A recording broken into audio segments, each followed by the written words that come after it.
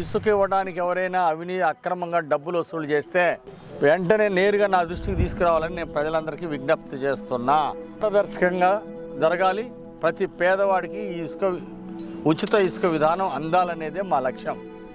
అంటే ఎవరైనా డబ్బులు వసూలు చేసినా, ఇసుక మీద ఇలాంటి ఏదైనా అవినీతి జరిగినా వెంటనే నా దృష్టికి తీసుకురావాల్సిందిగా నేను ప్రజలకు విజ్ఞప్తి చేస్తున్నా. చట్ట ప్రకారం చర్యలు తీసుకుంటాం. వర్ధిల్లాలి చంద్రబాబు గారి నాయకత్వం. ఉచిత ఇసుక ఇచ్చిన చంద్రబాబు గారికి.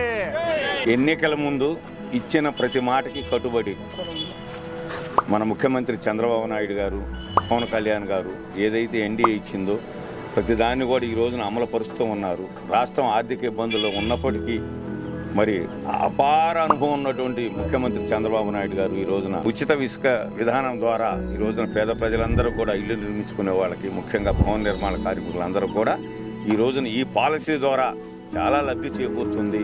మరి ఇలాంటి కార్యక్రమాలు చేస్తున్నటువంటి ముఖ్యమంత్రి గారికి, పవన్ కళ్యాణ్ గారికి, మన శాసనసభ్యులు జీవి ఆంజనేయులు గారికి నియోజకవర్గం తరఫున ప్రత్యేకమైనటువంటి కృతజ్ఞతలు, అభినందనలు తెలియజేస్తాను. వెరిఫై చేసుకుని ఇవ్వండి. బీసీలు, ఎస్సీ, ఎస్టీలు ఈరోజు ఇల్లు కట్టుకునే వాళ్ళందరికీ ఇవ్వాలి. మీది బాధ్యత. అమ్ముకునే వాళ్ళకి ఎవరికైనా ఇస్తే మాత్రం మీ మీద చాలా సీరియస్ యాక్షన్ ఉంటుంది.